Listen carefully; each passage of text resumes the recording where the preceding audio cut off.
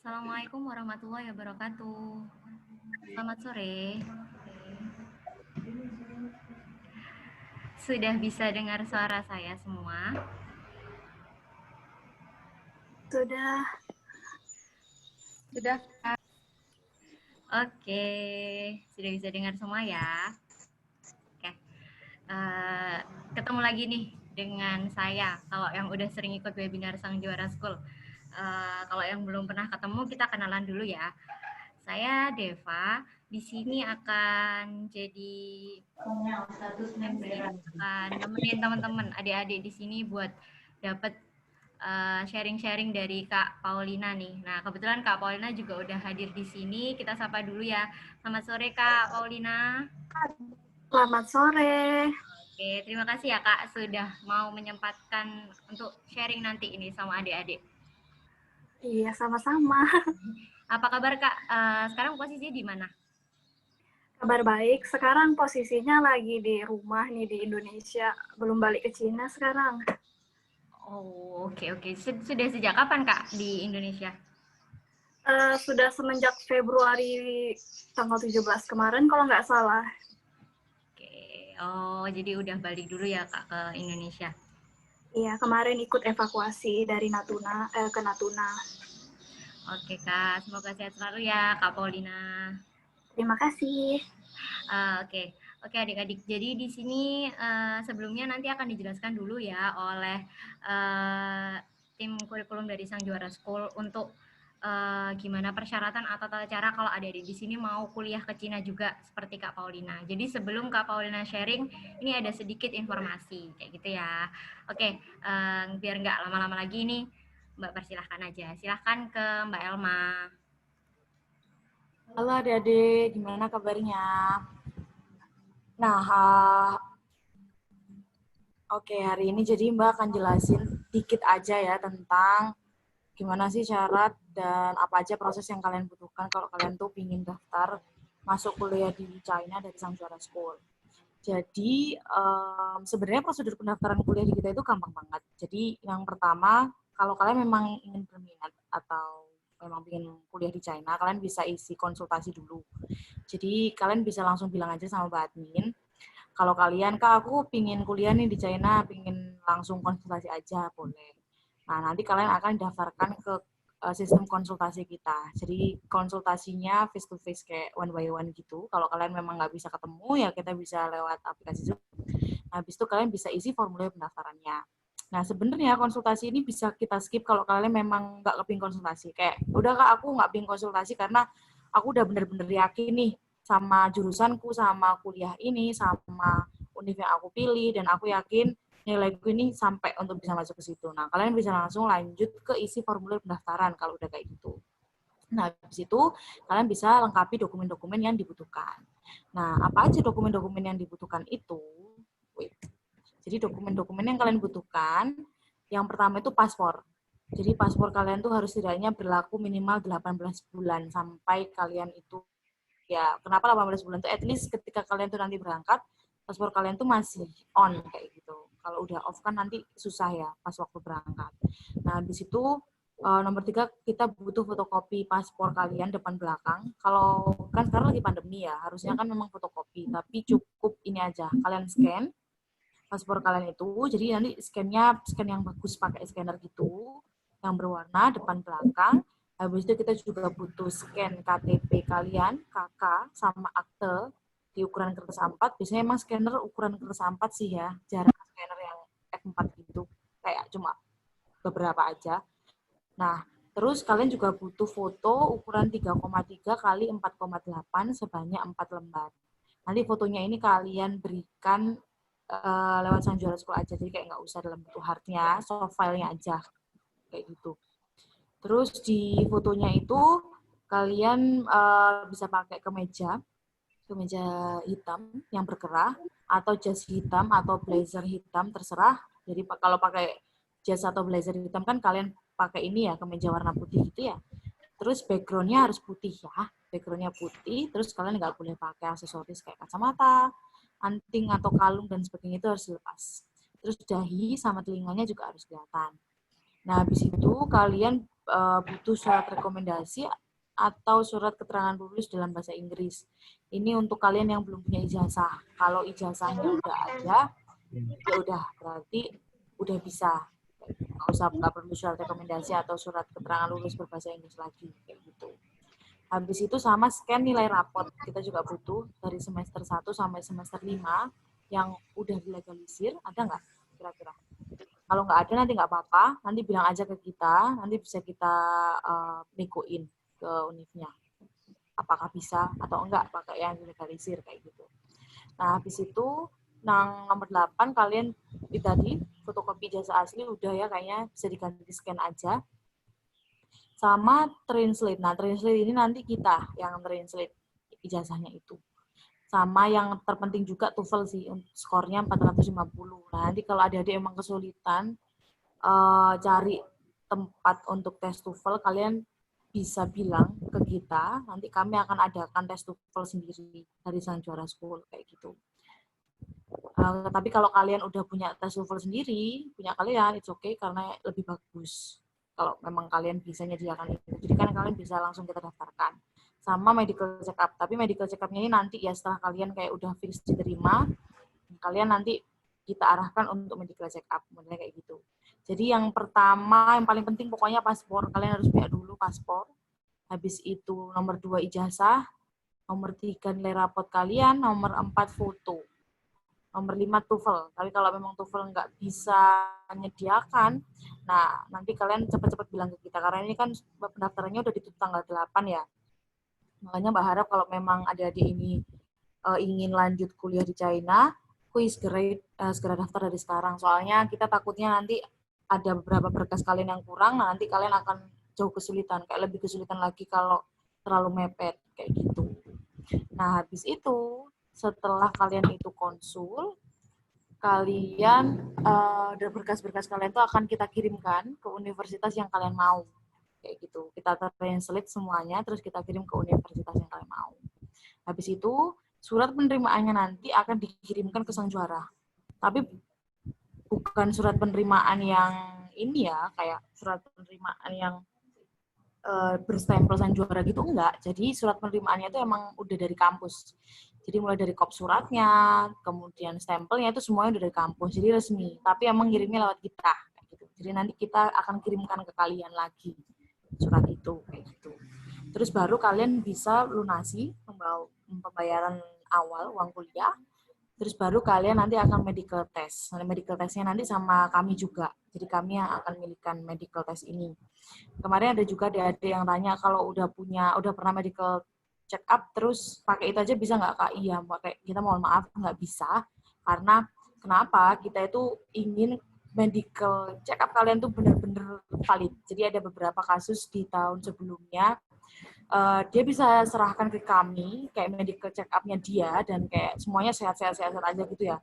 Tapi ketika dia itu udah berangkat ke China dan dia di medical check up oleh kayak pemerintah China sendiri dari UNIF-nya, ternyata dia tuh ada penyakit yang nggak tertulis gitu di medical check up-nya dia. Nah, kita nggak mau hal itu terjadi. Kayak sayang banget kan, kayak kita udah ke sana dan ternyata dia harus balik ke Indonesia dan padahal mungkin ada siswa lain yang juga mampu untuk kuliah di China tapi kegeser karena siswa ini kayak gitu. Jadi tempatnya harus kosong. Nah, kita makanya kita mau meminimalisir hal itu. Makanya medical check up semua harus dari kita. Kayak gitu. Harus dari kita walaupun kalian punya medical check up dari manapun, kami akan menganggap itu nggak bisa kita pakai. Jadi harus lewat kita. Gitu, sayang. Nah, terus udah deh. Kalian nanti tinggal briefing aja. Terus proses visa sama pesan tiket visa itu semua dari kita. Tiket pesawat juga semua dari kita. Kalau memang kalian ingin berangkat dari rumah kalian, bandara di daerah rumah kalian nggak apa-apa. Tapi kalau kalian memang mau berangkat bareng-bareng sama kita juga bisa. Nanti itu bisa dinegoin setelah kalian diterima. Kayak gitu. Habis itu bisa langsung ke pelunasan pembayaran uang kuliah dan bisa langsung ke keberangkatan. Nah, untuk biaya pendaftarannya sendiri, kalau yang di Indonesia, itu kalian nanti bayar biaya administratif pendaftarannya 8.500.000. Nah, ini kan utusan 18 juta nih ya. Nanti sisanya yang 9.500.000-nya kalian bayar ketika kalian sudah diterima. Kayak gitu. Jadi, nah biaya administrasi ini juga akan kita kembalikan kalau kalian itu tidak lolos seleksi masuk kampus. Gitu. Jadi kalian nggak akan kehilangan uang sedikit pun, karena kalaupun kalian nggak keterima, biaya administrasinya akan kita kembalikan. Kayak gitu. Biaya administrasi ini untuk apa? Untuk pembuatan visa kalian, jasa translate berkas, sama pengiriman berkas ke China. Jadi kayak gitu. Nah, nanti kalau nggak keterima, kita akan kembalikan uangnya. Itu aja sih sebenarnya kalau dari Mbak. Nah, nanti kalau masalah biaya atau kalian tinggal di mana, di asrama atau enggak, jadi untuk kuliah di China ini sebenarnya kalian diwajibkan untuk tinggal di asrama ya selama sampai kalian tuh lulus. Tapi nanti untuk pertanyaan lebih jelasnya kalian bisa tanya ke Kak Paulina gimana sih sistem asrama kayak di sana, enak nggak, atau kalian tinggal sama siapa aja di sana, nanti Kak Paulina yang balas. Oke? Nah, nanti kalau memang ada pertanyaan lagi kalian bisa chat Mbak Admin ya, nanti akan langsung dihubungi ke Mbak untuk sharing-sharing tentang apa sih sebenarnya yang kalian mau, kayak univ apa dan jurusan apa yang mau kalian tuju di sana. Nanti kita sesuaikan sama nilai kalian. Kalau emang udah fix, oke, berarti kalian bisa lanjut langsung ke pendaftaran gitu. Saya kembali ke Mbak Deva ya. Oke, terima kasih Mbak Elma.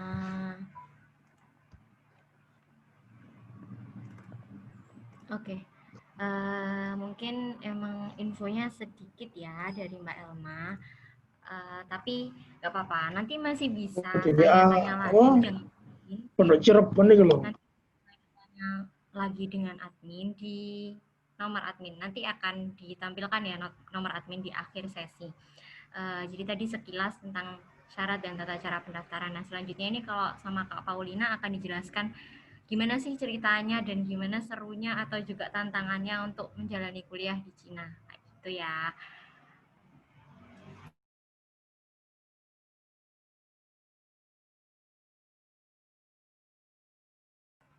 Oke, selanjutnya nih, karena pasti udah nggak sabar ya, Mbak serahkan ke Kak Paulina aja untuk mulai sharingnya. Silahkan.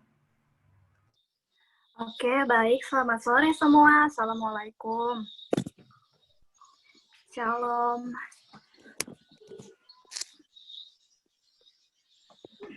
Waalaikumsalam, Kak. Sebentar ya, ini disiapkan dulu untuk share PPT-nya. Oke, Kak.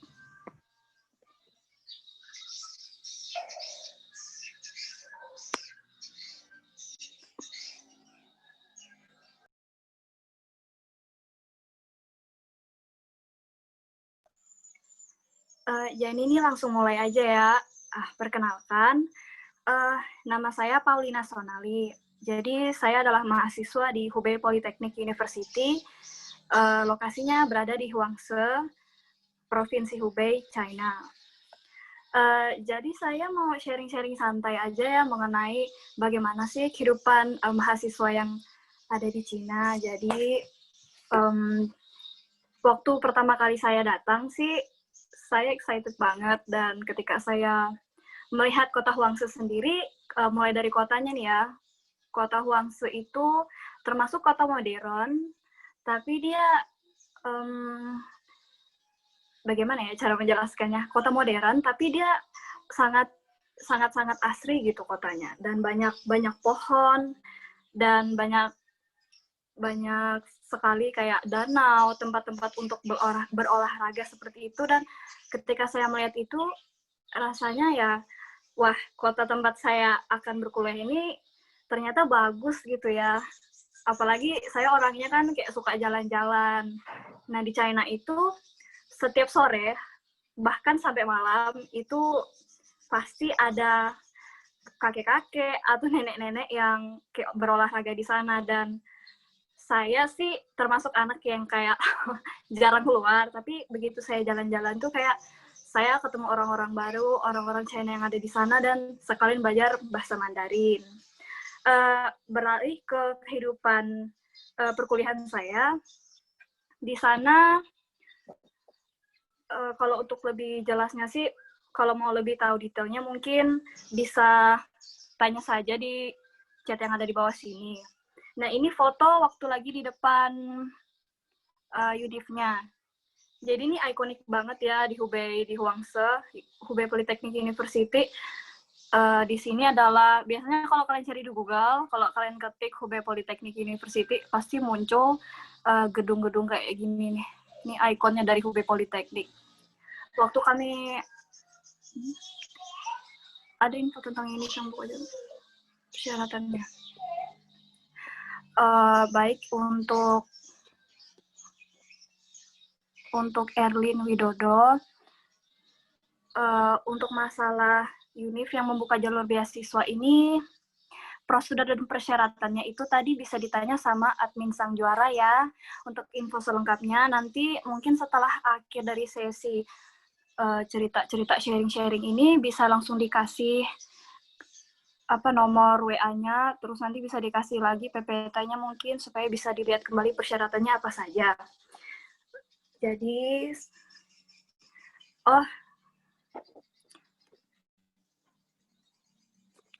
untuk kalau dari Dimas ya, kalau yang muslim bagaimana Kak makanannya atau tempat ibadahnya?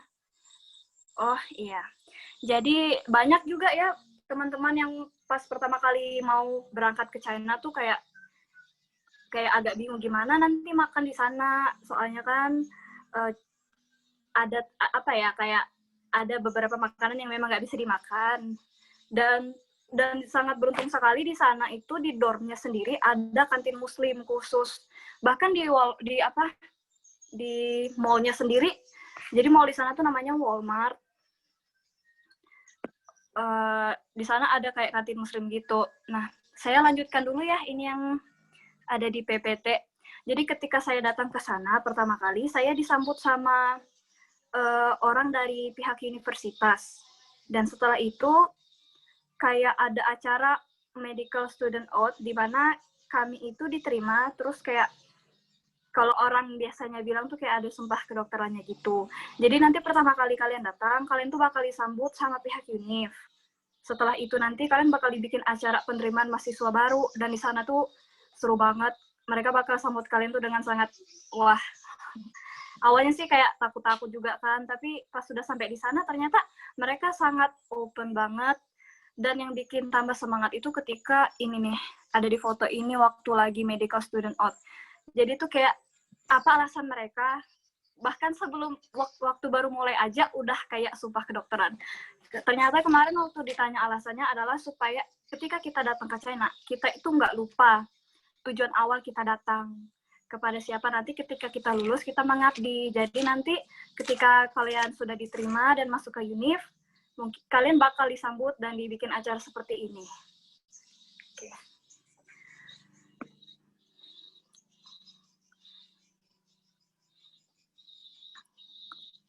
Mungkin ada bisa di slide selanjutnya ya. Nah, ini waktu lagi medical student oath ya. Saya yang paling ujung kiri. Jadi waktu itu senang banget sih, kayak waktu baru datang sama dosen-dosen, sama teman-teman yang lain di sana disambut, terus kayak udah sumpah kedokteran aja, padahal baru masuk tuh kayak senang banget. Dan rasanya tuh kayak nggak nyangka kayak bisa sampai di sini.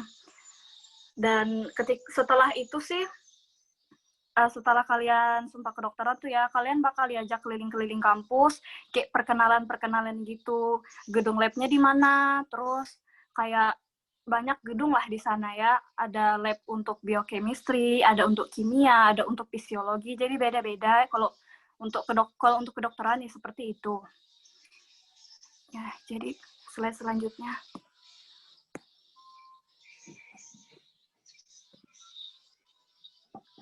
Nah, jadi ini asramanya ya.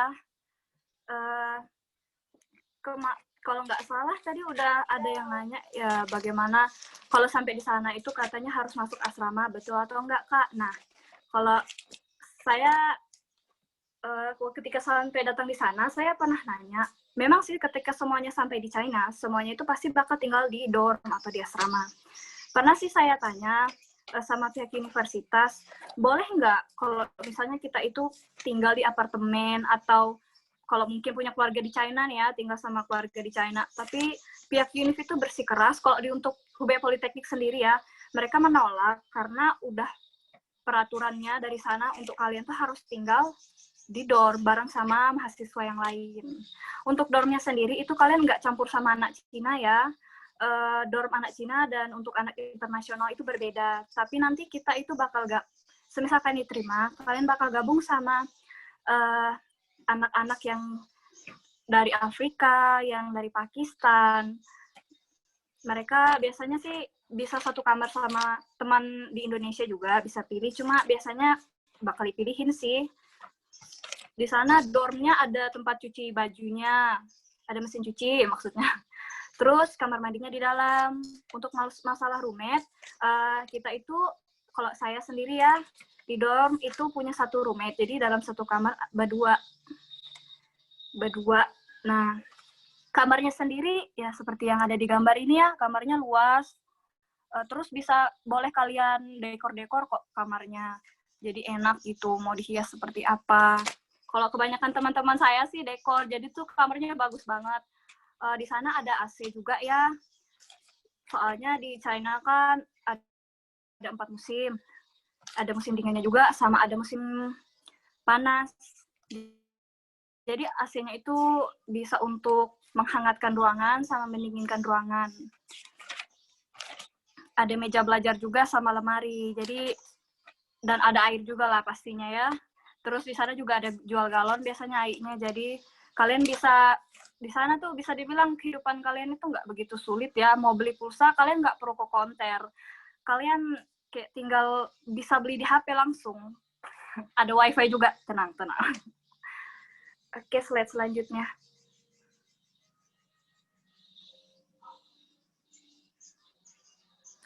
Nah, ini jadi di China sendiri, mahasiswa-mahasiswa Indonesia yang ada di sana itu aktif ya. Jadi kami itu bukan hanya sekedar kuliah saja, tapi mengingat bahwa ini adalah kesempatan untuk mengenalkan budaya Indonesia. Jadi di sana ada yang namanya PPIT ya guys, kayak Perhimpunan Pelajar Indonesia di Tiongkok. Nah di sana, kalau di kampus saya sendiri, ada kayak semacam eskul atau aktivitas, bukan eskul juga sih, karena itu bukan dari kampus. Ada beberapa yang dari kampus, tapi yang khusus dari anak Indonesianya sendiri itu ada pencak silat. Nah, saya ikut pencak silat, cuma waktu di foto ini saya belum gabung, guys. Jadi nggak ada. Ini waktu itu performnya di Wuhan ya. Jadi teman-teman di sana yang kayak, gimana nanti kalau udah di Cina, kayak kangen sama kegiatan-kegiatan yang ada di Indonesia, semisalnya 17-an. Tenang aja, karena di sana udah banyak senior-senior, ada saya juga, cilah. Jadi di sana bakal bikin event-event yang sama seperti di Indonesia. Jadi ketika kalian sampai itu kalian nggak bakal kayak disuruh cari makanan sendiri, disuruh cari peralatan sendiri, enggak. Ketika kalian sampai, beberapa organisasi yang bernama PPIT, khususnya di Huangse, kalau kalian masuk Hubei Politeknik ya, kalian tuh pasti bakal diarahin sama kakak-kakaknya. Nah, biasanya sih hari pertama ketika kalian datang itu ya, kalian nanti bakal dibawa ke pasar di China, terus kalian itu bakal dibawa ke pasar untuk beli kayak ember, gayung, atau hanger, atau apapun yang kalian butuhkan gitu. Terus untuk kartu SIM China, nanti kalian tuh tenang aja, kalian tuh nggak bakal dibiarin sendiri di sana. Semuanya bakal diurus, dan kalian tuh bakal diarahin deh, tenang aja. Kalian belum bisa ngomong sama penjual di sana, nggak apa-apa, karena kalian bakal diajarin. Kalian lama-lama bakal tahu kok. Jadi, kembali lagi ke topik. Sebenarnya kalian datang, tenang aja deh, kan nggak bakal kayak hilang banget gitu ya. Adat-adat Indonesia aja enggak. Karena kalian bakal sering ketemu kakak-kakak tingkat kalian, dan bakal sering ada event-event kayak pencak silat. Kalau 17-an itu kalian biasanya bakal ada lomba-lomba kayak balap karung, atau makan kerupuk yang kayak gitu-gitu. PPIT Huangse atau PPIT yang ada di China sendiri, dia itu sudah terorganisir. Jadi kalian tenang aja deh, kalian mau ikut event apapun, mau ikut pencak silat, mau ikut lomba-lomba yang berbau Indonesia gitu, atau mau ngeband, tenang aja, semuanya bakal diarahin sama kakak-kakak yang ada di sana. Oke, slide selanjutnya. Nah, siapa yang suka nari di sini? Jadi, ini fotonya waktu lagi kegiatan yang ada di Wuhan ya. Dan yang di atas ini, foto-foto yang ada di atas ini, foto welcoming party. Jadi, ketika kalian datang ke China, kalian tuh bakal disambut sama mahasiswa China dan kami sendiri, mahasiswa yang Indonesia yang ada di sana. Pastinya sih bakal ada kayak tari-tari begini ya, bukan hanya pencak silat, di sana juga ada kayak tari-tari tradisional. Jadi ketika ada event kayak welcoming party seperti ini, atau yang di bawah ini foto waktu lagi di Wuhan ya, kalian tuh bakal tampil di depan orang-orang China sama semua orang yang melihat kalian gitu. Jadi kita tuh kayak bisa mengharumkan nama bangsa, terus sekalian kayak belajar merantau gitu. Kalian ketika sampai di sana tenang aja deh, banyak banget eskul atau kegiatan-kegiatan positif yang bisa kalian ikutin. Jadi bukan hanya merantau dan cari ilmu ya guys, tapi juga memperluas sosialisasi kalian yang di Wuhan ataupun di China. Kalian bakal banyak ketemu deh teman-teman kalian yang kayak punya satu hobi yang sama, dan pokoknya seru banget deh kalau ada event-event, kalian pasti bakal nampil. Kalau saya sendiri ya, saya nggak ikut nari, cuma ikut pencak silat doang. Kalian bisa lihat di sini kan, seru banget deh pokoknya. Slide selanjutnya.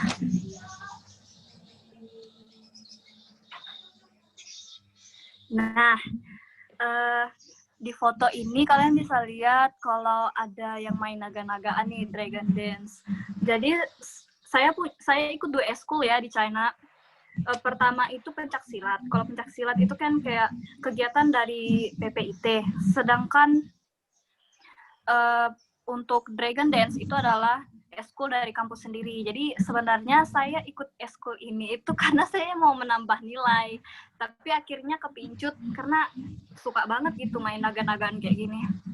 Soalnya kalau kalian gabung di Dragon Dance, biasanya nilai kalian tuh bakal ditambah karena kalian termasuk mahasiswa yang aktif. Terus kalau ada event-event di China, misalnya kayak Imlek, seperti itu, kalian pasti bakal disuruh nampil. Terus biasanya sih dibayar ya kalian. Biasanya sekali nampil itu 100 yuan. Jadi kalau misalnya kalian dalam sehari disuruh nampil 2 kali, jadi kalian tuh dapat 200 yuan. Kalau dirupiahkan itu 400.000 lah. Jadi kayak semacam apa ya, mencari ilmu, pengalaman di sana, pokoknya senang banget deh. Terus yang ada di foto itu kayak temple itu ya, itu temple yang ada di Tongfangshan. Jadi itu kayak temple yang ada di sebelah timur di Huangse. Jadi dari PPIT sendiri kalian tuh pasti bakal ikut event-event kayak event jalan-jalan, event yang kayak nampil di beberapa kota, kayak ketemu teman-teman China, kayak gitu. Nah ini kebetulan waktu itu lagi jalan ke Tongfangshan ya guys. Seru banget deh kalian kalau jalan-jalan ke sana.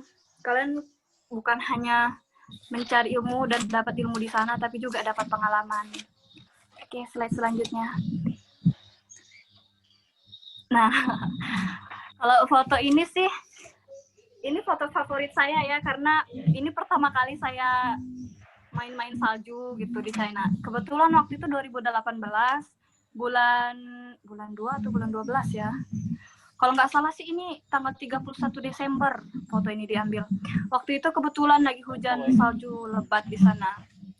Saya suka banget waktu itu di Huangse, karena pertama kali datang kan November 2018. Nah, 1 bulan setelah saya datang langsung disambut sama salju, senang banget. Kalau kalian datang ke sini, semoga aja kalian dapat salju juga. Karena kadang-kadang per tahun itu biasanya saljunya kadang turun lebat, kadang nggak turun sama sekali, kadang turun. Tapi kebetulan waktu itu saljunya turun lebat ya. Jadi saya bisa main-main di sana. Oke, slide selanjutnya. Ada nggak? Habis ya? Oke.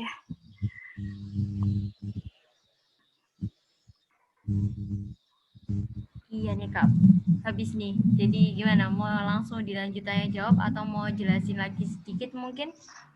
Kayaknya langsung tanya jawab ya, jadi kayak lebih ngena, kayak detailnya ngena gitu. Oke, baik. Untuk adik-adik berarti kalau ada pertanyaan silakan disampaikan melalui chat ya. Nanti akan dijawab oleh Kak Paulina. Ini Kak Paulina mau saya bacakan atau mau silakan dipilih sendiri pertanyaan yang ingin dijawab? Di sini ada pertanyaan private ya. Sebentar.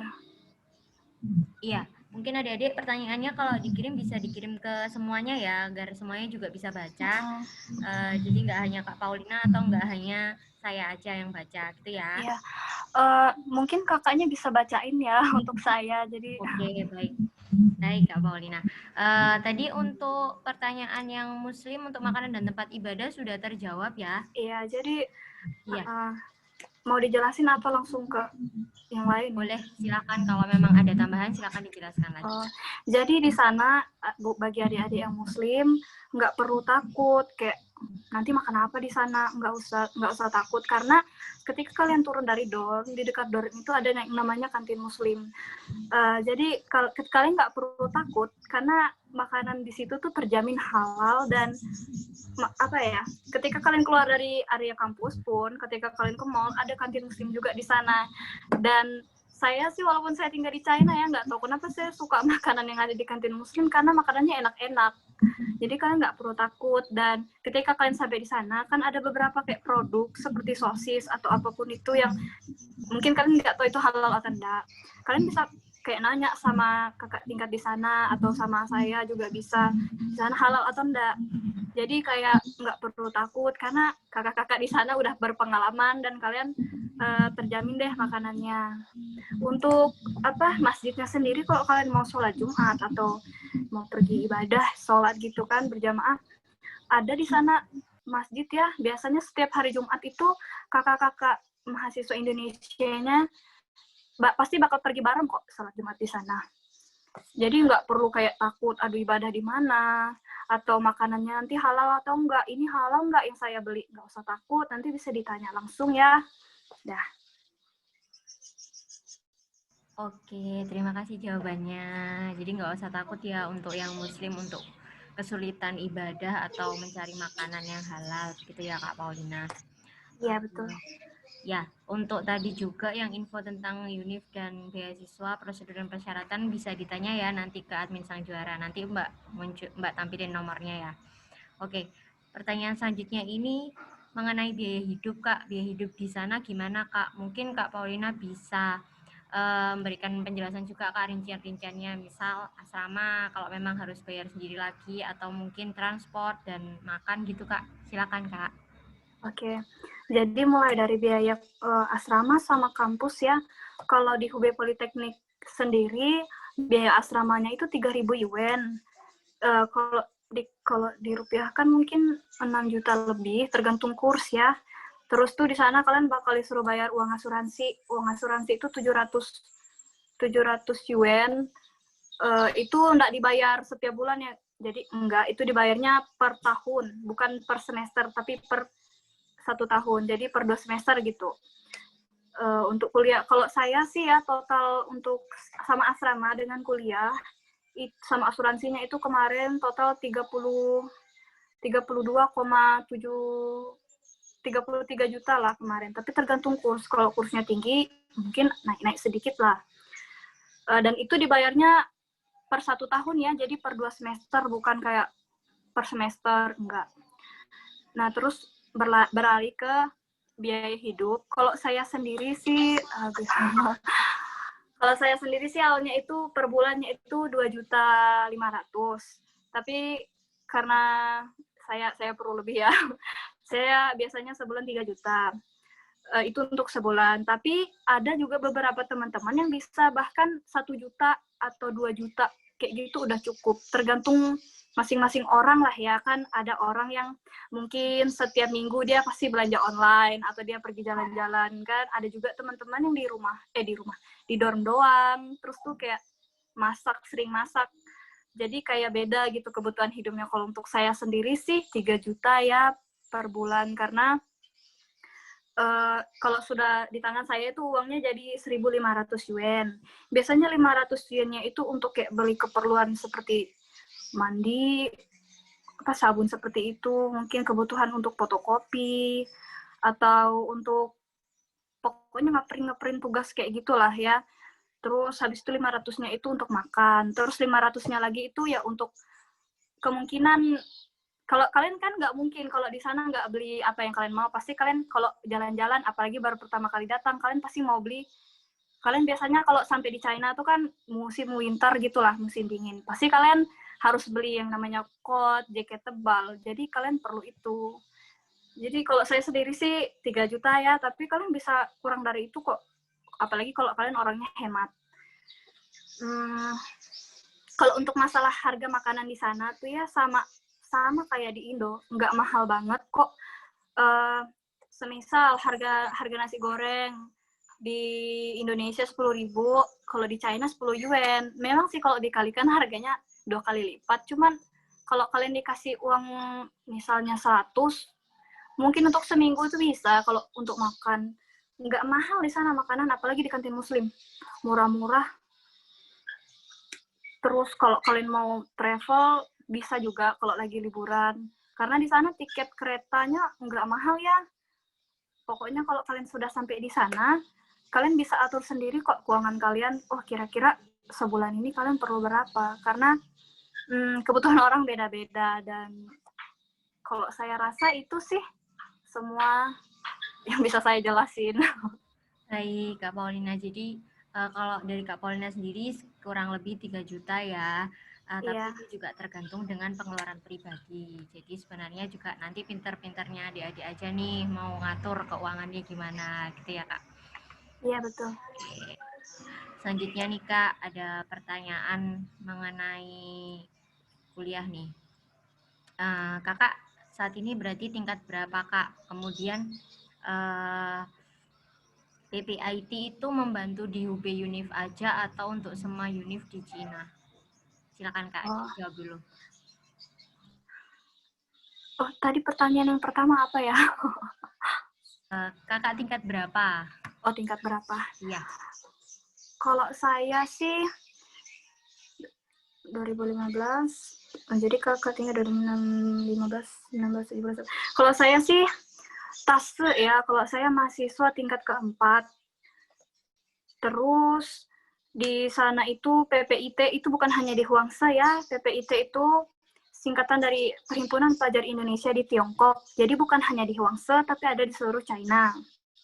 Ketika kalian sampai di sana, kalian tuh nggak perlu khawatir, karena di setiap univ yang kalian bakal daftarin ini, di sana kan pasti ada kakak-kakak senior. Nah, pasti di sana kalau ada kakak senior, pasti ada anggota-anggota PPIT. Jadi kalian tenang aja, ketika kalian sampai di sana tuh, kalian nggak bakal dibiarin kayak datang terus nggak tahu mau ngapain dulu, enggak. Nanti kalian kayak diatur jadwalnya ketika kalian datang. Bahkan ketika kalian baru turun dari bus tuh ya, kakak-kakak tuh udah siap jadi kuli buat ngangkat koper-koper kalian. Jadi nggak perlu takut deh.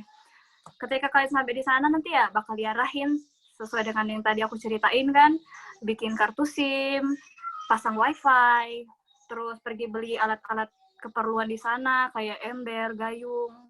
Itu semua kakak-kakaknya bakal bantu kalian. Apalagi kalau kalian tuh pas pertama datang kan nggak tahu cara ngomongnya nih, mau semisal mau beli rompi atau mau beli baju dingin, kalian belum tahu cara ngomongnya. Nah, nanti pasti kakak-kakak itu tuh bakal bantuin kalian deh, tenang aja. Dan kalian bisa ikut gabung di PPIT Huangse atau PPIT yang ada di kampus kalian masing-masing lah ya. Biasanya mereka bakal rekrut anggota baru setiap tahunnya. Jadi itu aja sih penjelasan saya mengenai PPIT. Baik Kak Paulina, terima kasih. Itu ya. Jadi intinya PPIT itu nggak hanya ada di Huangse ini ya, di daerah situ, tapi itu juga mencakup semuanya gitu. Iya, betul. Ini pertanyaan selanjutnya nih Kak Paulina, banyak yang kepo nih kayaknya, jadi banyak pertanyaan yang masuk, dijawab satu persatu ya. Nah kemudian ini pertanyaannya saya gabung juga ya, 2 pertanyaan. Kuliah kedokteran di Cina ditempuh berapa tahun Kak? Mungkin nanti juga bisa sekalian dijelaskan ya Kak untuk prosesnya. Jadi misal tahun pertama itu biasanya ngapain, atau misal 4 tahun pertama seperti apa, kemudian nanti selanjutnya seperti apa, begitu ya Kak Paulina. Selanjutnya, Oke. apakah ada kesempatan Kak selama kuliah itu untuk bekerja part time? Silakan Kak Paulina. Oh, baik, saya jawab pertanyaan pertama ya. Jadi kalian ketika jadi total berapa tahun kalian kuliah itu totalnya 6 tahun. Jadi tahun pertama kalian ngapain sih? Tahun pertama biasanya kalian bakal ikut kelas HSK. Jadi HSK itu kayak persyaratan, kayak semacam apa ya, belajar bahasa China lah. Kayak kalau TOEFL kan untuk bahasa Inggris. Kayak untuk ngetes dan kayak membuat kalian itu mengerti bahasa Inggris gitulah ya. Kalau HSK ini dia seperti TOEFL tapi untuk bahasa China. Jadi ketika kalian pertama kali datang ke sana, kalian itu enggak langsung belajar tentang medikal atau kesehatan, enggak. Kalian pasti ketika baru pertama kali datang, kalian diajarin bahasa dulu, fokus ke bahasa. Nah, setelah kalian lulus HSK 3 atau 4 di sana, baru tahun keduanya kalian tuh bakal mulai belajar tentang kesehatan.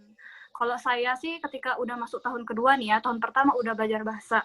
Tahun kedua itu saya belajar tentang anatomi, kayak dasar-dasarnya dulu.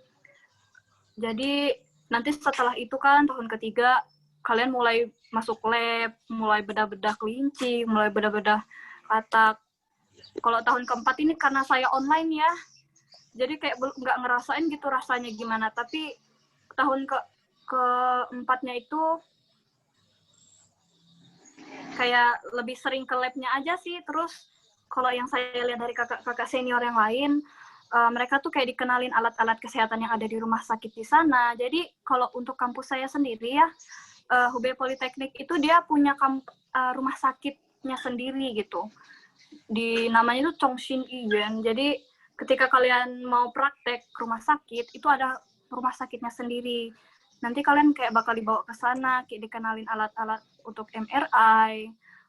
Banyak deh alat-alat yang ada di sana tuh. Dan canggih-canggih ya pastinya. Dan nanti mungkin tahun kelima, kalian tuh bakal internship. Nah, internshipnya ini bisa dipilih. Kalian bisa, internship itu kayak semacam koas ya. Jadi, kalian bisa pilih nih, mau koas di Indonesia atau mau koas di China. Nanti kalian bisa urus itu sama pihak yang ada di kampus. Enaknya kalian di mana, kayak gitu ya. Untuk saya sendiri, saya belum koas ya. Masih lama, jadi kayak masih di tengah-tengah gitu, seperempat lah. Karena saya angkatan 2018, jadi belum sampai situ. Terus tadi tuh masalah bisa kerja nggak sambil kuliah? Bisa sih kalian kerja sambil kuliah. Bisa sih kalian kerja sambil kuliah. Dan ada beberapa teman-teman yang kayak waktu sudah libur winter atau summer, itu mereka biasanya kerja di kayak rumah makan, jadi pelayan gitu kan. Dan sekalian mereka juga traveling biasanya itu dan ngumpulin duit. Biasanya sih kalau yang saya lihat dari teman-teman saya nih ya, mereka kerja di sana itu enggak semua kayak tempat makan gitu atau tempat kerja yang mau nerima mahasiswa internasional. Jadi kalian pintar-pintar aja deh nanti cari kenalan atau tanya sama kakak-kakaknya kalau mau merasakan cari uang gitu ya di sana. Biasanya dari main Dragon Dance yang tadi saya cerita itu juga kalian bisa dapat uang sih, sekalian kayak jalan-jalan gitu kan, cari pengalaman. Di sana kalau yang saya tahu kalau mau jadi pelayan gitu kan, itu gajinya 3.000 yuan. 3.000 yuan kalau nggak salah ya. Per bulan itu, jadi per 3.000 yuan itu kalau dikalikan 6 juta lah ya sebulan.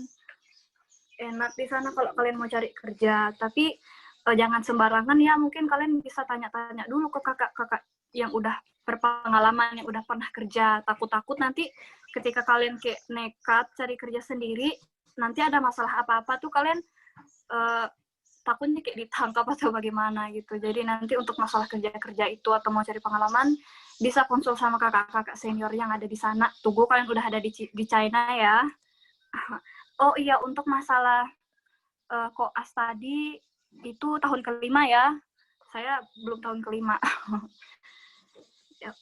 Untuk penjelasan soal kerja sama tahun-tahun perkuliahan saya rasa itu aja ya. Oke, baik Kak Paulina, terima kasih jawabannya. Oke, eh, selanjutnya ini pertanyaan gini, Kak Paulina, kemarin kalau hitungannya masuk ke China ini berarti jalur mandiri begitu ya Kak ya? Intinya daftar mandiri. Iya, kemarin itu ngikut ITCC ya, jadi saya daftar memang ke mereka, terus mereka yang kayak konsul ke univ di sana gitu.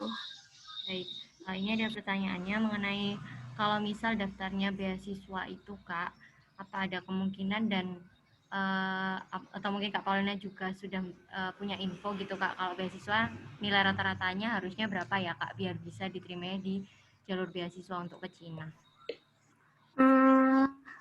Kalau saya kemarin sih untuk tesnya itu nggak ada ya, paling cuma tes TOEFL sama kesehatan. Tapi kalau kalian memang mau dapat kayak biaya untuk biaya kuliah kalian, nilai berapa sih nilai rata-rata supaya kalian bisa dapat beasiswa di sana? Berapa ya kemarin? Pokoknya itu kalau nggak salah rata-rata teman saya yang dapat beasiswa, saya nggak dapat ya teman-teman. Itu nilai mereka IP-nya 4 ke atas ya. Jadi tuh kalian paling enggak nilainya itu jangan ada yang kepala 7 lah kalau kalian mau dapat beasiswa. Dan beasiswanya itu biasanya dibagi di univ saya sendiri itu kayak ada 10 orang gitu yang bakal dapat beasiswa. 10 orang kah? Iya, 10 orang. Jadi biasanya yang juara 1 yang nilainya paling tinggi dapatnya misalnya itu 3.000 yuan atau 6 juta. Jadi nanti SPP kalian tuh bakal dipotong kayak gitu. Misalnya bayarnya itu 15.000 yuan, tapi karena ada potongan 3.000 yuan dari pihak kampus, kalian itu cuma bayar 12.000 yuan. Seperti itu sih. Ada juga beasiswa provinsi yang ada di China. Tapi kemarin itu banyak yang mengajuin sih. Bahkan tuh ada kakak tingkat yang dapatnya itu mungkin kemarin kalau nggak salah saya dengar 10.000 ke 5.000 gitu. 5.000 yuan. Jadi tuh biaya kuliahnya tuh ketutup banget ya guys. Kalian tuh bisa, kalau kalian mau, kalian bisa tanya-tanya juga. Nanti ketika kalian sudah di sini ya, kalian bakal tahu deh gimana itu caranya kalian ngajuin ke pihak provinsi yang ada di China. Untuk tahun kemarin sih, mereka mau diajuin gitu kan untuk dapat beasiswa provinsi. Tapi kemarin entah kenapa kayak belum dibuka aja gitu beasiswanya. Tapi semoga ketika kalian datang ke sini nanti buka. Jadi kalian bisa punya kesempatan untuk dapat beasiswa juga. Itu aja sih dari saya. Oke, baik Kak Paulina. Jadi ini tetap ada kesempatan ya untuk dapat beasiswa. Nanti tinggal cari informasinya aja gitu ya. Iya. Oke. Selanjutnya ini Kak, ada pertanyaan lagi. Kak Paulina waktu awal pergi ke Cina apa sudah ada basic bahasa Mandarin ya Kak? Jadi sebenarnya ketika saya baru daftar ini ya, saya sama sekali nggak punya basic. Bahkan saya tuh baru belajar Mandarin ketika saya sudah di Surabaya. Jadi ketika ketika kalian sudah mendaftar nih ya mau kuliah ke China, kalian pasti bakal ada kursusnya gitu. Misalnya daftar di ITCC atau Sang Juara, biasanya pasti ada kursusnya gitu. Jadi nanti kalian yang mendaftar ini bakal dikumpulin, terus kalian bakal ikut satu kelas yang khusus untuk belajar Mandarin. Kalau saya sendiri sih sama teman-teman kemarin, itu kumpulnya di Surabaya, di ITCC. Jadi setiap hari itu ada kelas Mandarin. Karena saya karena saya jurusan kedokteran juga ada kelas anatominya. Dan bahasa Inggris juga ya untuk TOEFL. Jadi ketika datang ke Surabaya, itu kayak dikenalin basic-basicnya. Seperti bahasa Mandarin, menyapa seperti apa. Terus untuk TOEFL juga biasanya kan udah ada tuh disediain. Misalnya dari Sang Juara udah nyediain tes TOEFL atau untuk belajar gitu kan. Pasti ada tuh disediain kalian nanti. Sama belajar anatomi juga tergantung sih unit apa yang kalian ambil. Jadi nggak perlu khawatir walaupun kalian nggak punya basic dari kalian kecil ya, kalian pasti bakal bisa kok bahasa Mandarin. Saya nggak pintar-pintar amat ya pas belajar bahasa Mandarin, tulisan Hansu saya parah banget. Tapi ketika udah sampai di sana, kalian bakal lebih ngerti lah gitu bahasa Mandarinnya. Oh iya, sekedar info, kalau soal anatomi ini cuma perkenalan aja ya, nggak sampai kayak mendalam banget. Kayak gitu. Kalian pasti diajarin basicnya guys, jadi tenang aja, nggak perlu takut. Itu aja sih kalau dari saya. Oke, Kak Paulina. Nah, ya, itu tadi untuk ini ya, bahasa Mandarin. Ini selanjutnya sih ada pertanyaan juga begini, Kak. Tadi kan sedikit dijelaskan kalau di tahun pertama adalah belajar bahasa ya di sana. Betul, Kak Paulina? Itu Ya, jadi apakah selain belajar bahasa itu di tahun pertama tidak ada kegiatan belajar yang lain atau mungkin kegiatan ya yang lain juga, Kak, selain belajar mungkin atau benar-benar pure hanya belajar bahasa di awal itu, Kak, di 1 tahun pertama? kalau tahun pertama sih, kalau yang saya ingat ya, kalau di angkatan saya itu pure belajar bahasa Mandarin. Cuman kalian tuh nggak hanya belajar aja nanti di sana. Kalian tuh pasti nanti bakal ada event-event. Misalnya kayak ketika kami baru datang kemarin itu kayak dikenalin sama anak-anak China yang ada di sana. Jadi nanti tuh kayak satu kelas sama mereka. Terus kalian kalau mau ngomong sama mereka boleh, bisa. Terus nanti kalian tuh kayak bakal disuruh nyanyiin lagu kebangsaan kayak gitu, kayak perkenalan sama anak-anak lokal di sana. Memang sih belajar pure, tapi kalian nggak bakal bosan karena kalian dapat teman-teman luar yang baru, teman-teman China, bahkan teman-teman dari Pakistan, Afrika. Sekalian kalian juga kayak mengenalkan budaya Indonesia sih dalam tahun pertama itu. Jadi nggak bosan lah intinya. Kalau dilihat sih kayak, wah belajar bahasa doang 1 tahun, bosan nggak sih? Enggak, karena kalian tuh bakal ketemu orang-orang yang baru, bahasa China kalian juga bakal meningkat, dan nggak terasa sih 1 tahun ya menurut aku, kalau kalian datang ke sana. Ya, kalau dari saya itu aja ya untuk tahun pertama, Kak. Oke, baik. Eh, Terima kasih, Kak Paulina. Jadi intinya nggak usah takut kalau bosan ya, gitu. Tapi ini ada pertanyaan lanjutan nih, Kak. Maksudnya cenderung sulit nggak sih, Kak, belajar bahasa selama setahun itu hitungannya? Atau ya bisa aja dilewatin intinya. Kalau menurut Kak Paulina sulit atau gimana nih, Kak? Kalau menurut saya nih ya, sulit-sulit gampang, tapi sebenarnya lebih ke gampang. Karena kalian itu setiap hari, mau nggak mau bakal ngomong bahasa Mandarin. Dan ketika kalian beli sesuatu, kalian tuh kayak bakal, secara otomatis kalian tuh kayak bakal mengingat, aku harus ngomong apa ya, semisal ini harganya berapa. Jadi kalian tuh kayak setiap hari kalian kayak gitu, kalian pasti secara nggak sadar tuh kalian bakal kayak terbiasa dan udah tahu gitu. Dan itu tuh nggak susah. Susahnya kapan? Susahnya tuh waktu kalian tuh lagi ujian HSK atau ujian bahasa Mandarin. Susahnya itu kalau untuk ngomong ya itu nggak begitu susah. Yang agak susah itu kalau untuk membaca Hanse sama kayak menulis. Tapi untuk berkomunikasi bahasa Cina kalau cuma ngomong aja nggak bakal sulit kok.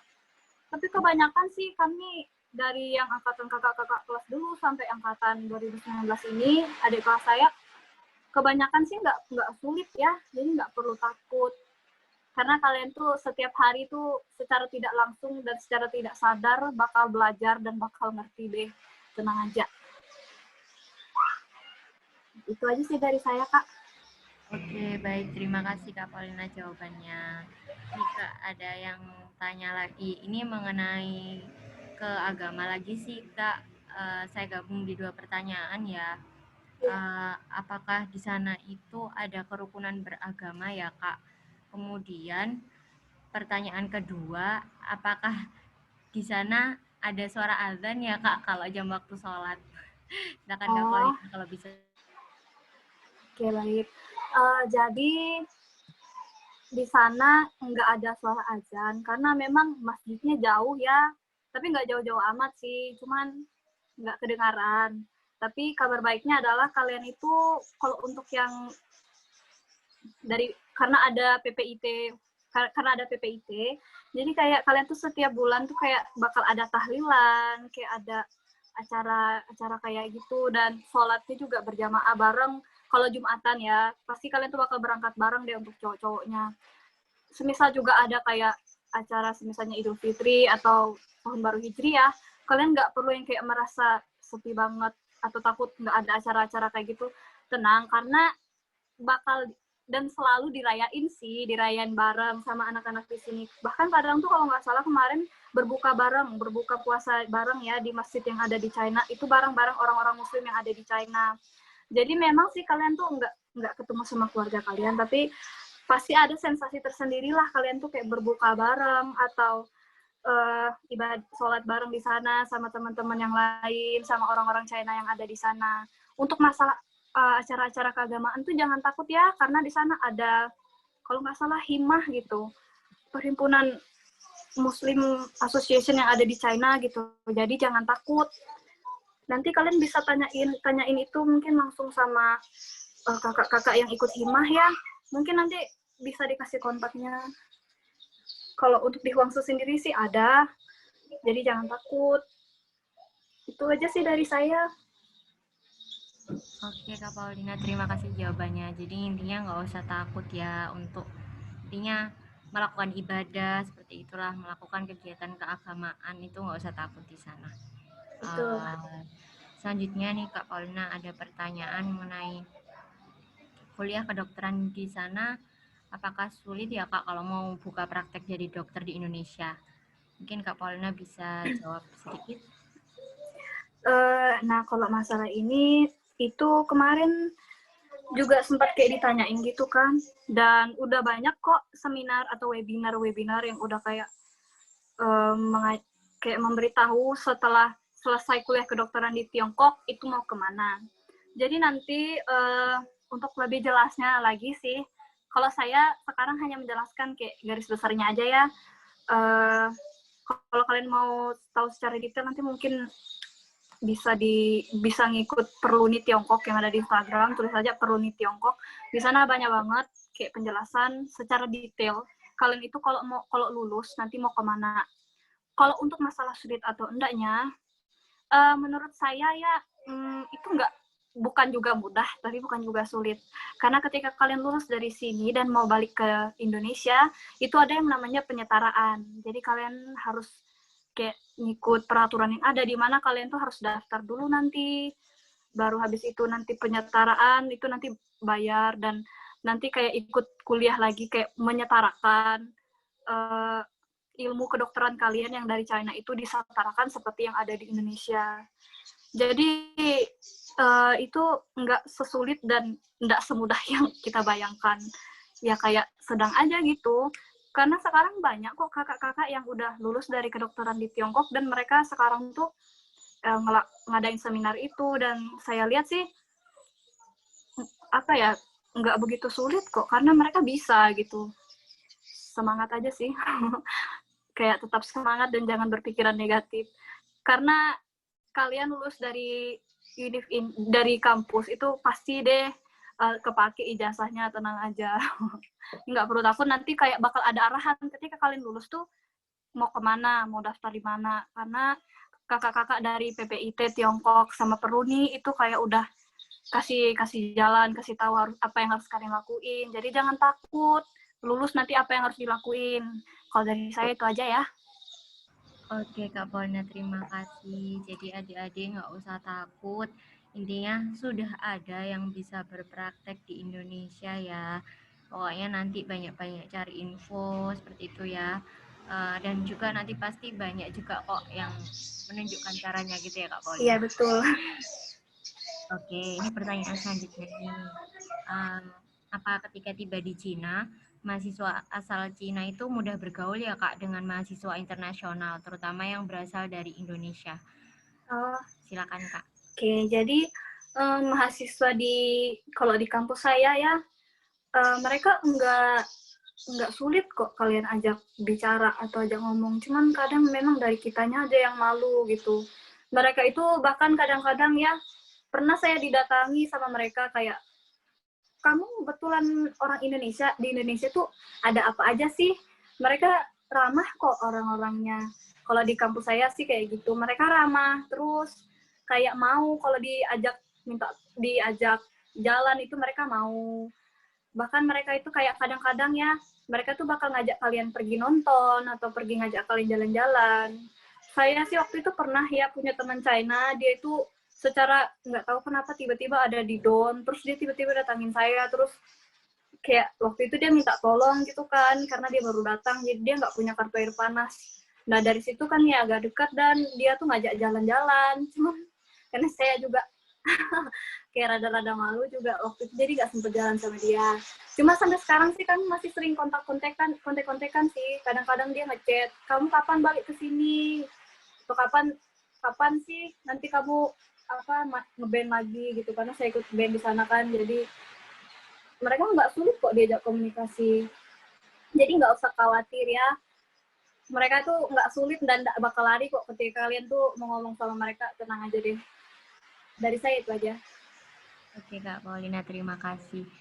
Yang dari tadi ditekankan nih sama Kak Paulina nih, intinya jangan takut ya adik-adik, jangan mikir yang enggak. Kalau emang udah niat belajar ke sana pasti bisa gitu ya Ya, Kak. betul. Jadi pasti ada temannya, pasti bisa ngelewatin semuanya lah, baik itu belajar, bergaul maupun melakukan kegiatan keagamaan seperti itu ya. Betul. Jadi adik-adik memang benar-benar niatnya belajar, nggak apa-apa, nggak usah takut, nanti di sana pasti banyak temannya juga gitu Ya, ya. betul Kak. Nih pertanyaan selanjutnya nih Kak, ada shock culture yang dialamin nggak Kak?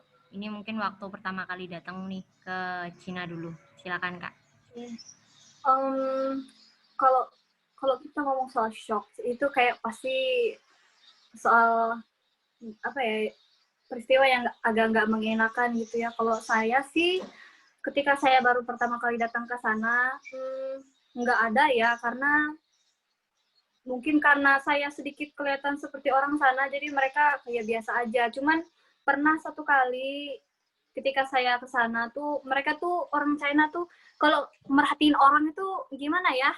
Mereka perhatikan orang tuh dari ujung rambut sampai ujung kaki. Kayak kalau mereka kayak merasa heran sama kalian tuh, kayak mohon maaf aja nih. Kalau orang Indonesia kan, kalau datang terus lihat orang-orang yang baru, pasti kayak kita tersenyum gitu kan. Sebagai tanda kalau kita tuh kayak mau kayak ramah lah sama orang lain. Kalau di sana itu pernah sih saya ditegur gitu sama kakak senior saya. Terus tuh saya tuh senyum-senyum sama ada anak Cina gitu kan. Nah terus tuh kayak ditanyain sama kakak senior, karena dia itu temannya kakak senior saya yang Indonya. Kak, kok kalian ini kalau lihat orang kok suka senyum sih? Aneh tahu. Terus tuh dijelasin sama mereka kalau buat mereka kalau kita senyum sama stranger atau orang asing itu kayak ada rada-rada aneh gitulah. Itu aja sih kalau yang saya alamin. Ternyata bagi mereka tersenyum sama orang yang nggak dikenal tuh agak aneh. Karena mereka tuh kan kalau ketemu orang yang saya lihat sih biasanya nggak senyum, tapi kayak cuma ngelihat gitu doang. Ada juga yang malu-malu kayak gitu, kayak jarang lah kayak tersenyum-senyum kayak gitu. Jadi kalau untuk shock sih itu aja ya. Tapi walaupun saya dibilang aneh, saya tetap tersenyum kok kalau lewat mereka. Nggak bisa dihilangin. Aneh aja gitu kalau lewat orang kita diam. Kalau dari saya sih itu aja ya Kak, pengalaman saya. Oke, Kak Paulina, terima kasih. Jadi gitu ya, kita kalau malah di sana senyum-senyum malah jatuhnya bukan ramah ya. Mungkin dikira gimana Kak? Dikira orang aneh nih malah ya Kak. Iya, tapi nggak apa-apa sih karena itu, jadi mereka nggak takut mau ngomong sama kita, kayak nggak gimana gitu. Oke, ya baik Kak Paulina. Ini saya senyum-senyum sendiri nih dengan penjelasan ini. Pertanyaan selanjutnya nih, karakter dosen di Cina kayak gimana ya Kak? Atau mungkin juga bisa dijelaskan lebih ke bedanya sama dosen yang di Indonesia gimana? Kak Paulina paham nggak ya karakter dosen di Indonesia? Mungkin kan kemarin kuliahnya langsung ke Cina ya. Mungkin lebih, kalau memang nggak paham bedanya, mungkin lebih ke karakter dosen di Cina kayak gimana Kak? Oh iya, seperti kata kakaknya tadi ya, karena saya kuliah langsung di China, jadi saya nggak begitu tahu secara langsung dan pasti kayak apa sih karakter dosen yang ada di Indonesia. Tapi kalau menurut saya pasti kurang lebih sama. Tapi mereka itu ya kurang lebih sama sih. Tergantung watak dari dosennya. Kalau dosen-dosen saya, apalagi dosen yang ngajar untuk tahun pertama, itu tuh ramah-ramah banget. Ramah-ramah banget mereka. Dan ketika kalian tuh nggak tahu, kalian tuh bakal diajarin. Nggak ada bosan-bosannya deh. sama dia, dia nggak pernah marah. Namanya itu Cheng Lause ya, waktu itu waktu kami tahun pertama, dia tuh ngajarin santai banget, tapi kalian pasti ngerti deh kalau diajarin. Terus ketika kalian sampai tahun kedua, kalian mulai ketemu dosen-dosen yang agak lebih gimana ya, lebih disiplin lah. Mungkin ketika kalian telat, kalian bakal ditegur, atau bahkan mungkin nilai kalian bisa dikurangi. Terus ketika kalian sampai ke tahun yang ketiga, mungkin ya kalian pasti bakal ketemu dosen-dosen yang lebih disiplin. Kalau untuk dosen-dosen yang ngajar bahasa ya, kalau yang saya lihat sendiri mereka nggak terlalu bagaimana ya, terlalu strict gitu. Tapi ketika kalian sudah ketemu dosen-dosen medikal atau dosen-dosen kesehatan, karena mereka itu kan profesor ya, mereka itu dokter, jadi mereka lebih serius gitu pembawaannya. Jadi ya pasti bakal lebih keras lah belajarnya. Cuma jangan takut, mereka tuh nggak pernah yang marah sampai kayak gimana gitu, enggak. Mereka kalaupun mereka marah sama kalian, pasti negurnya baik-baik. Itu aja sih dari saya, Kak. Oke, Kak Paulina, terima kasih. Ini suara saya maksudnya suara Kak Paulina di saya agak kecil sih, atau memang Kak Paulina menjauh, atau ini error di device saya ya? Ini saya dekatin nggak ya? Oh, Kedengaran jelas nggak, oke. Kak? Baik, Kak Paulina, terima kasih. Oke, ini ada pertanyaan nih, kayaknya katanya ketinggalan ini. Saya jawab aja ya, Kak Paulina. Jadi ini ada pertanyaan untuk biaya hidup di sana gimana ya, Kak? Untuk tempat tinggal juga bagaimana? Jadi ini jawabannya begini ya untuk biaya hidup.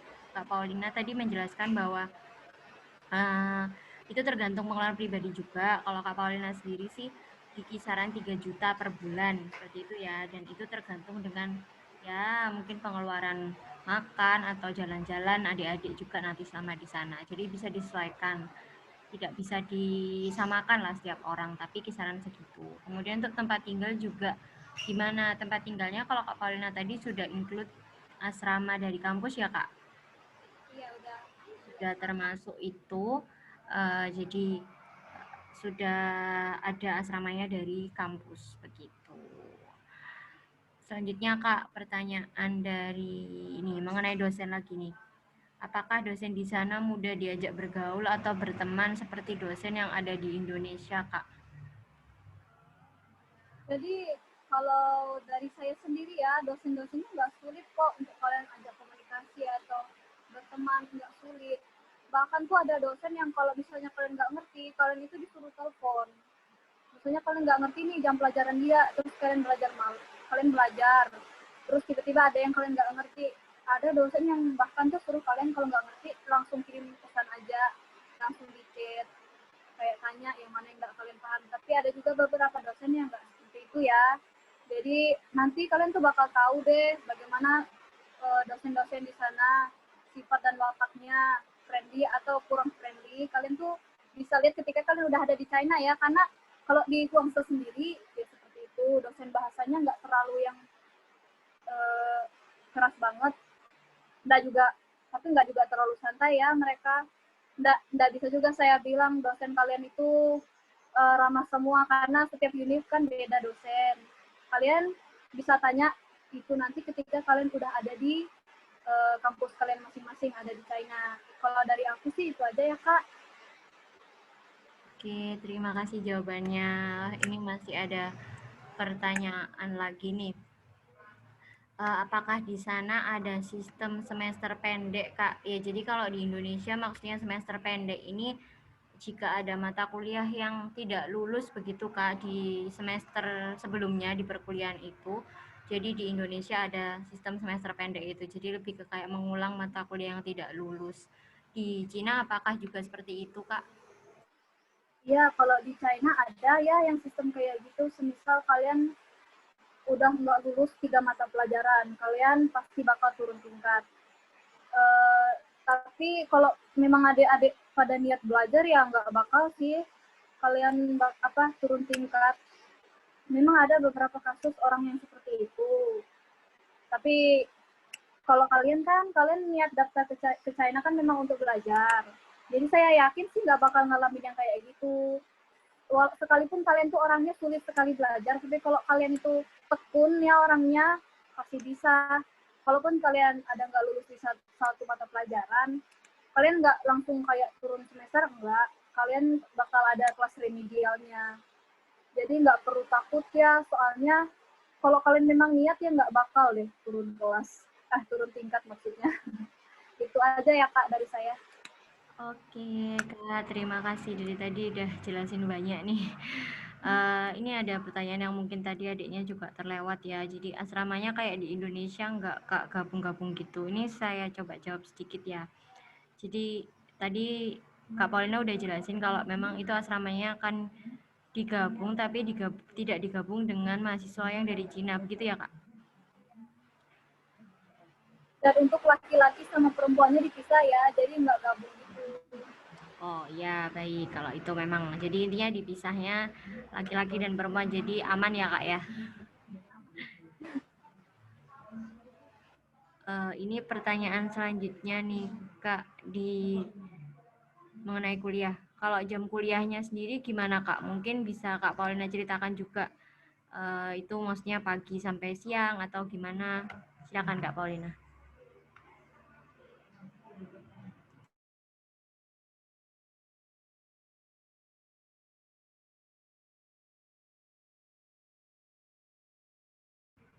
Halo?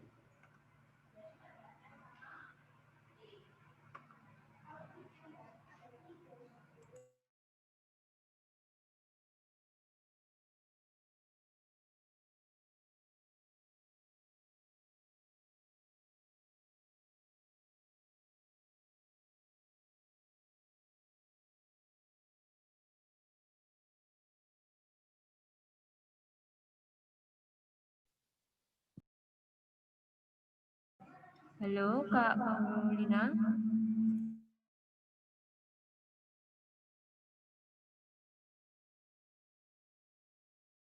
Mohon maaf nih, sepertinya Kak Paulina lagi terputus nih ya koneksinya dari kita.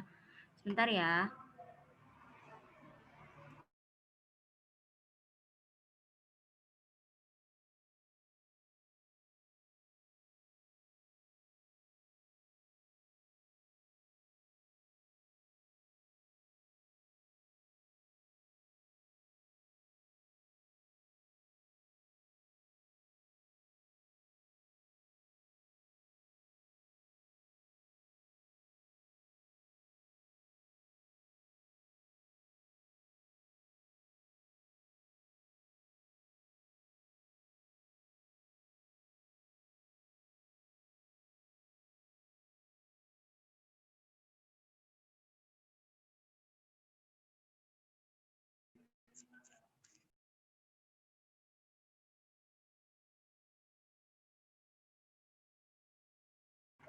Mohon ditunggu dulu ya.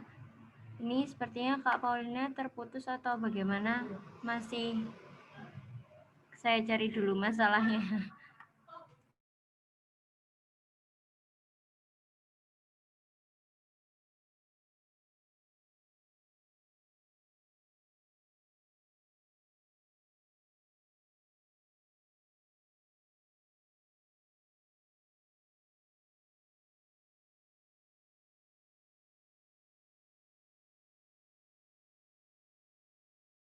Oke, karena Kak Paulina belum bisa bergabung lagi nih, masih menunggu jaringannya sepertinya. Ini akan dialihkan dulu untuk dijawab oleh tim yang lain ini katanya. Jadi mengenai jam kuliah ini, Bu Ella atau mungkin Pak Tajudin bisa menjelaskan, silahkan. Halo, bisa dengar semuanya? Iya bisa, tapi agak kecil. Oke, halo, tes. Bisa dengar ya?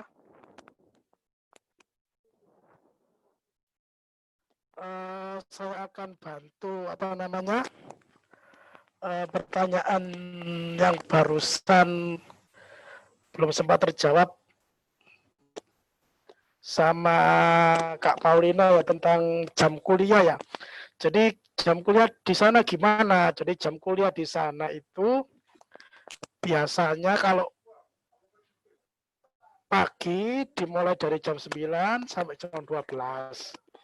Gitu. Nanti jam 12 ada istirahat.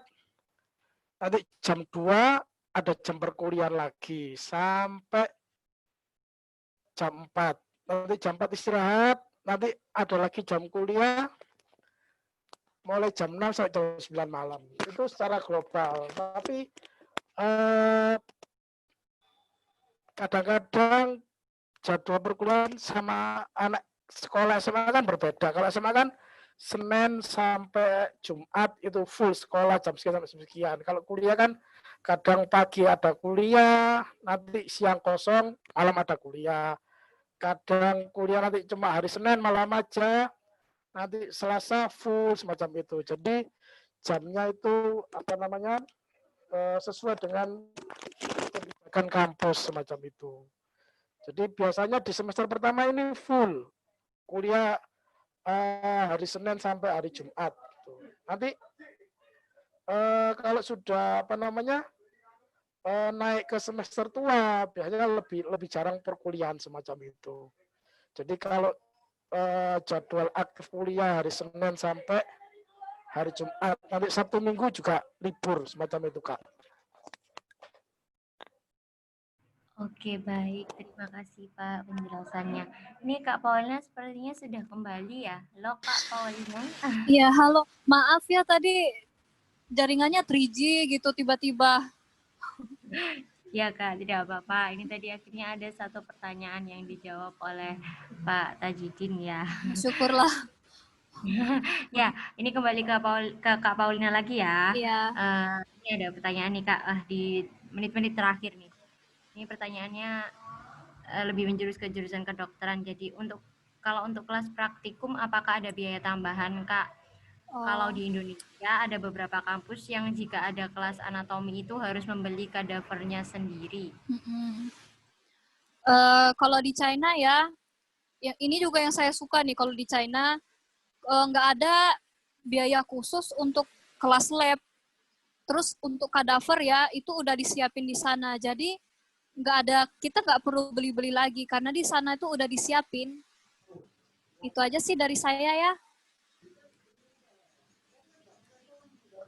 Oke Kak Paulina, terima kasih. Jadi hitungannya biaya kuliah di sana itu sudah termasuk semua Kak, dengan kayak kelas praktek atau mungkin buku atau apa, atau mungkin ada biaya tambahan lain, mungkin bisa dijelaskan Kak?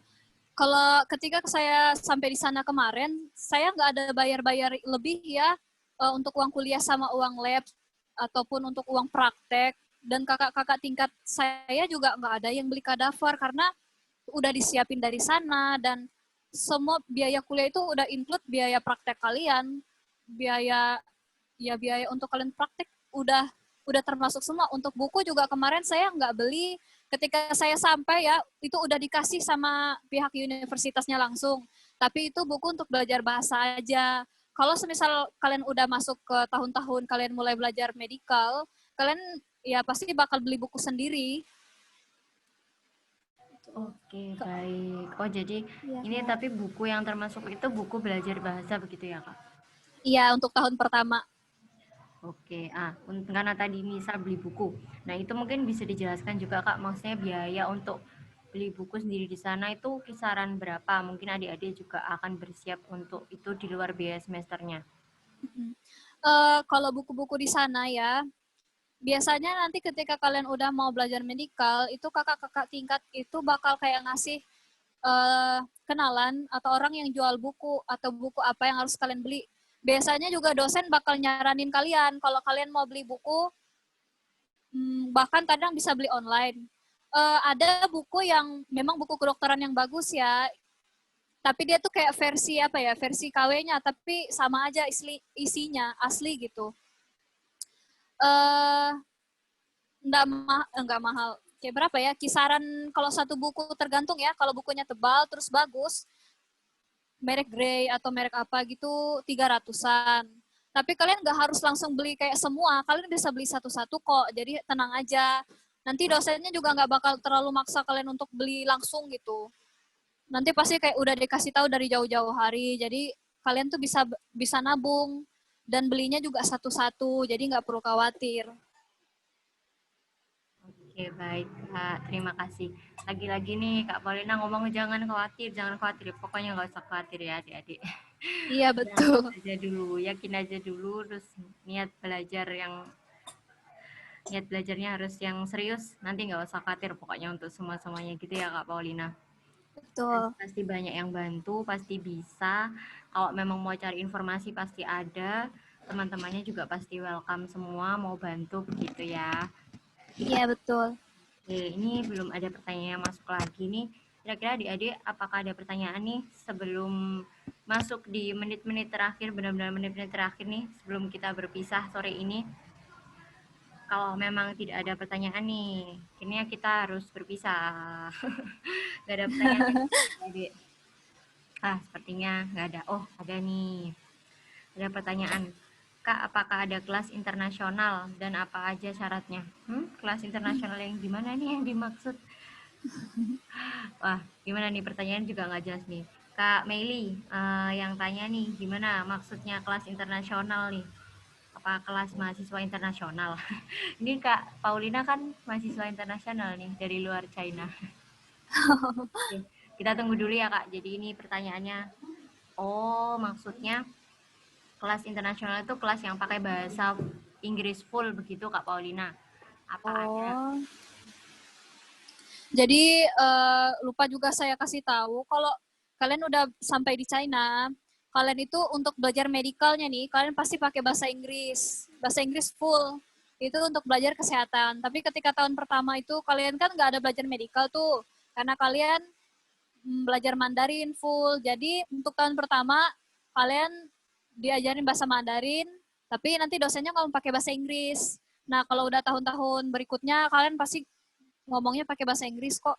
Nah, kalian ngomong bahasa Mandarin itu biasanya kalau udah di luar kampus, misalnya kayak jalan ke mall atau jalan sama teman-teman China atau lagi ngumpul-ngumpul di luar, kalian pasti bakal perlu bahasa Mandarin dan kalian itu pasti bakal ada tes bahasa Mandarinnya gitu. Jadi kalian tuh tetap pakai bahasa Inggris, tapi bahasa Mandarinnya juga masih tetap dipakai. Kayak dites terus, kayak gitu. Dari saya, itu aja, Kak. Oke, terima kasih. Jadi maksudnya kuliahnya itu pakai bahasa Inggris ya, semuanya full pakai bahasa Inggris. Makanya tadi syaratnya adalah sertifikat TOEFL sendiri. Tapi kenapa tetap belajar bahasa Mandarin? Karena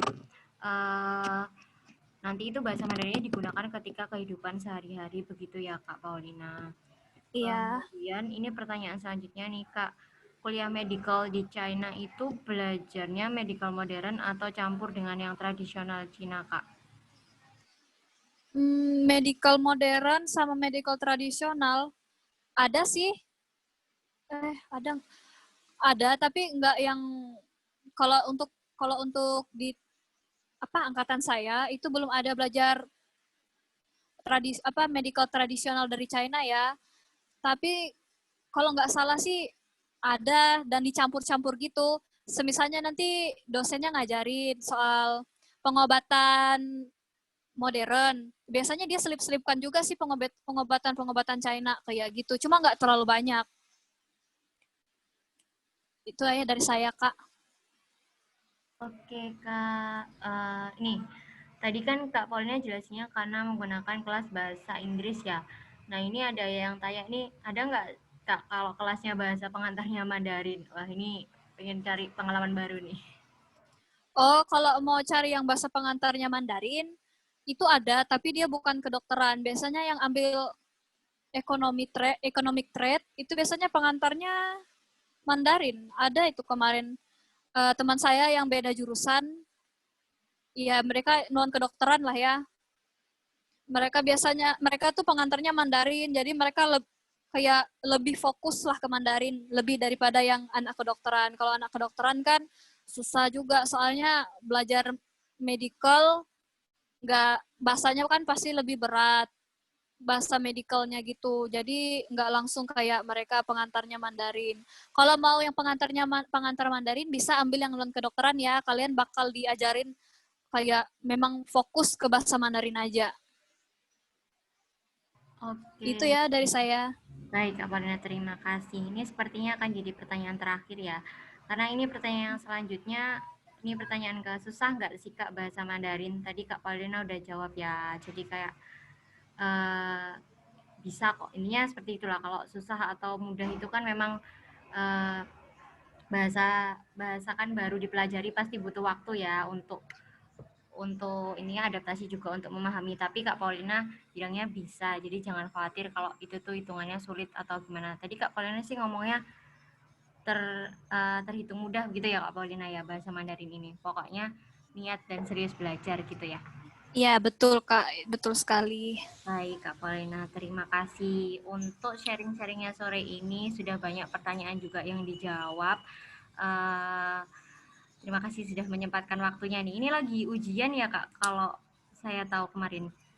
Iya, ini nanti hari Selasa mau ujian. Wah, oke. Nih Kak Paulina nyempetin loh adik-adik buat sharing dulu sama adik-adik padahal lagi persiapan ujian. Ya, semoga Iya. ujiannya lancar ya Kak Paulina, dapat Iya. hasil yang terbaik juga. Dan Amin, makasih. sama-sama. Kak Paulina, ini kemungkinan nanti untuk semester selanjutnya apakah udah ada info untuk kembali ke Cina atau belum Kak? Kalau info resmi dari kampus itu belum ada ya, tapi kalau saya dengar-dengar nih, itu kemungkinan bakal segera kok balik. Katanya sih saya dengar nih ya, bulan 10, antara bulan 10 sama bulan 11. Karena saya tahu dari mana, karena ada beberapa agen ya, tapi bukan agen dari Indonesia.